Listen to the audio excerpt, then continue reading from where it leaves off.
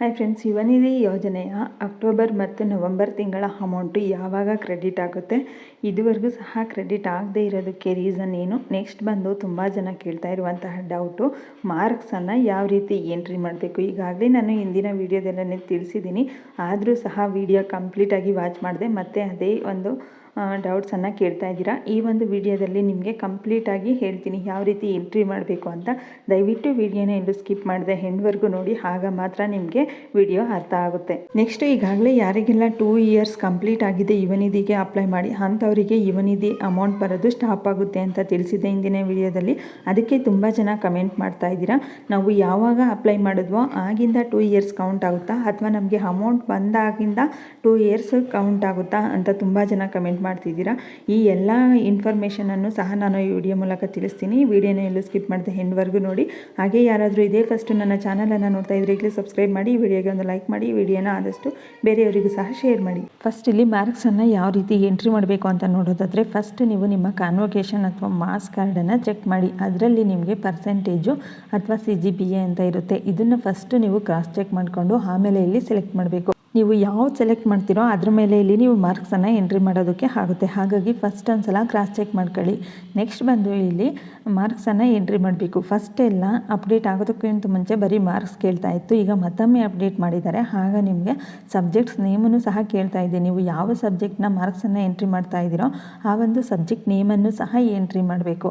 ಹಾಗಾಗಿ ಫಸ್ಟ್ ನೀವಿಲ್ಲಿ ನಿಮಗೆ ಯಾವುದಾದ್ರೂ ಸೆಮ್ ಆಗಿರಲಿ, ಯಾವುದೇ ಒಂದು ಸೆಮ್ಮಲ್ಲಾಗಿರಲಿ ಹೈಯೆಸ್ಟ್ ಮಾರ್ಕ್ಸ್ ಬಂದಿದೆ ಅಂತ ಅಂದರೆ ಆ ಒಂದು ಸಬ್ಜೆಕ್ಟನ್ನು ಎಂಟ್ರಿ ಮಾಡಿ. ಸಬ್ಜೆಕ್ಟ್ ನೇಮನ್ನು ಎಂಟ್ರಿ ಮಾಡಿದ್ಮೇಲೆ ಆ ಒಂದು ಸಬ್ಜೆಕ್ಟಲ್ಲಿ ಎಷ್ಟು ಮಾರ್ಕ್ಸ್ ಬಂದಿದೆ ಅನ್ನೋದನ್ನು ಎಂಟ್ರಿ ಮಾಡಿ. ನಾನು ಇದ್ರ ಬಗ್ಗೆ ಈಗ ತಾನೇ ಯುವನಿಧಿ ಡಿಪಾರ್ಟ್ಮೆಂಟ್ ಅವ್ರ ಹತ್ರ ಕೇಳಿದೆ, ಆಲ್ ಸೆಮ್ಮಿಂದು ಟೋಟಲ್ ಮಾಡಬೇಕಾ ಅಥವಾ ಯಾವುದಾದ್ರೂ ಒಂದು ಸೆಮ್ಮಲ್ಲಿ ಎಷ್ಟು ಬಂದಿರೋದನ್ನು ಎಂಟ್ರಿ ಮಾಡ್ಬೋದಾ ಅಂದರೆ, ಅವರು ನಿಮಗೆ ಯಾವ ಸೆಮ್ಮಲ್ಲಿ ಹೆಚ್ಚು ಮಾರ್ಕ್ಸ್ ಬಂದಿದೆ ಅದನ್ನೇ ಎಂಟ್ರಿ ಮಾಡಿ, ಎಲ್ಲ ಸೆಮ್ಮಿಂದು ಸಹ ಆ್ಯಡ್ ಮಾಡಬೇಡಿ ಅಂತಲೇ ಹೇಳಿದ್ದಾರೆ. ಹಾಗಾಗಿ ನಿಮಗೆ ಯಾವ ಸೆಮ್ಮಲ್ಲಿ ಎಷ್ಟು ಮಾರ್ಕ್ಸ್ ಬಂದಿರುತ್ತೋ ಆ ಒಂದು ಸೆಮ್ಮಲ್ಲಿ ಯಾವ ಸಬ್ಜೆಕ್ಟಲ್ಲಿ ಹೈಯೆಸ್ಟ್ ಮಾರ್ಕ್ಸ್ ಬಂದಿರುತ್ತೋ ಆ ಒಂದು ಸಬ್ಜೆಕ್ಟ್ ನೇಮನ್ನು ಎಂಟ್ರಿ ಮಾಡಿ, ಸಬ್ಜೆಕ್ಟ್ ಮಾರ್ಕ್ಸನ್ನು ಎಂಟ್ರಿ ಮಾಡಿ. ನೆಕ್ಸ್ಟ್ ನೀವು CGPA ಅಂತ ಏನಾದರೂ ಸೆಲೆಕ್ಟ್ ಮಾಡಿದ್ರೆ ಇಲ್ಲಿ 10 ಎಬೋವ್ ನೀವು ಎಂಟ್ರಿ ಮಾಡೋದಕ್ಕೆ ಆಗೋದಿಲ್ಲ. ಯಾಕೆ ಅಂತ ಅಂದರೆ CGPAನಲ್ಲಿ ಅಗ್ರಿಗೇಟ್ 1 to 10 ಒಳಗಡೆ ಇರುತ್ತೆ ಅನಿಸುತ್ತೆ. ಹಾಗಾಗಿ ನೀವು 1ರಿಂದ 10 ಒಳಗಡೆ ಸೆಲೆಕ್ಟ್ ಮಾಡಬೇಕು CGPA ಎಷ್ಟಿದೆ ಅಂತ ನೀವು ಮಾರ್ಕ್ಸ್ ಥರ ಎಂಟ್ರಿ ಮಾಡೋದಕ್ಕಾಗಲ್ಲ CGPA ಸೆಲೆಕ್ಟ್ ಮಾಡಿದ್ರೆ. ಇನ್ನು ಯಾರೆಲ್ಲ ಸೆಲ್ಫ್ ಡಿಕ್ಲರೇಷನ್ ಸಬ್ಮಿಟ್ ಮಾಡಿರೋ ಅಂಥವರೆಲ್ಲರೂ ಸಹ ಇದೇ ಒಂದು ತಿಂಗಳ 25ನೇ ತಾರೀಕಿನ ಒಳಗಡೆ ಸೆಲ್ಫ್ ಡಿಕ್ಲರೇಷನನ್ನು ಸಬ್ಮಿಟ್ ಮಾಡಿ.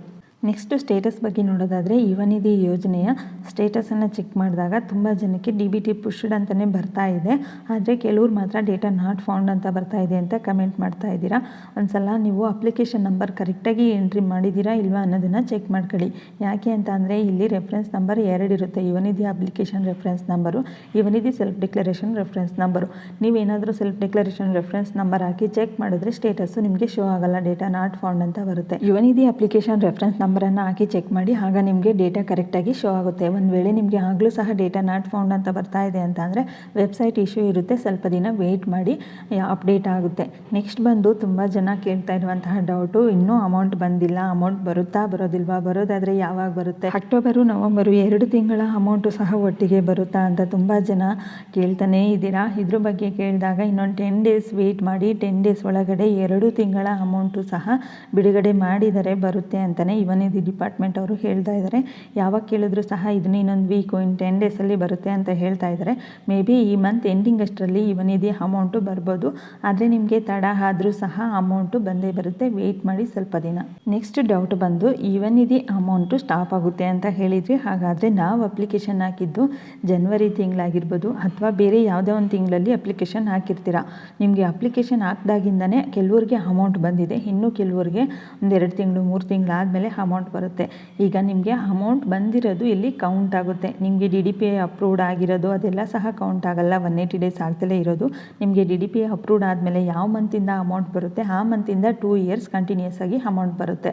ನಿಮಗೆ ಯಾವ ಮಂತಿಂದ ಅಮೌಂಟ್ ಬರೋಕ್ಕೆ ಸ್ಟಾರ್ಟ್ ಆಗುತ್ತೋ ಆ ಮಂತಿಂದನೇ ಕೌಂಟ್ ಮಾಡ್ತಾರೆ. ಹಾಗಾಗಿ ಇಲ್ಲಿ ಯಾರೂ ಸಹ ಹೆದರ್ಕೊಳ್ಳೋ ಅವಶ್ಯಕತೆ ಇರೋದಿಲ್ಲ. ನಮಗಿನ್ನೂ 2 ವರ್ಷ ಆಗೇ ಇಲ್ಲ, ಆದರೆ ಸ್ಕೀಮ್ ಸ್ಟಾರ್ಟ್ ಆಗಿ 2 ವರ್ಷ ಆಗಿದೆ, ನಮ್ಮ ಅಮೌಂಟು ಸ್ಟಾಪ್ ಆಗುತ್ತಾ ಅಂತ ನಿಮಗೆ ಯಾವಾಗಿಂದ ಅಮೌಂಟ್ ಬಂದಿದೆ ಅನ್ನೋದನ್ನು ಚೆಕ್ ಮಾಡ್ಕೊಳ್ಳಿ. ಈ ಇನ್ಫಾರ್ಮೇಷನ್ ನಿಮಗೆ ಯೂಸ್ಫುಲ್ ಆಗಿದ್ದರೆ ತಪ್ಪದೇ ಈ ವಿಡಿಯೋಗೆ ಒಂದು ಲೈಕ್ ಮಾಡಿ, ಈ ವಿಡಿಯೋನ ಆದಷ್ಟು ಬೇರೆಯವರಿಗೂ ಸಹ ಶೇರ್ ಮಾಡಿ. ಇದೇ ರೀತಿಯ ಇನ್ನೂ ಹೆಚ್ಚಿನ ಅಪ್ಡೇಟ್ಸ್ಗಳಿಗಾಗಿ ಈಗಲೇ ನಮ್ಮ ಚಾನಲನ್ನು ಸಬ್ಸ್ಕ್ರೈಬ್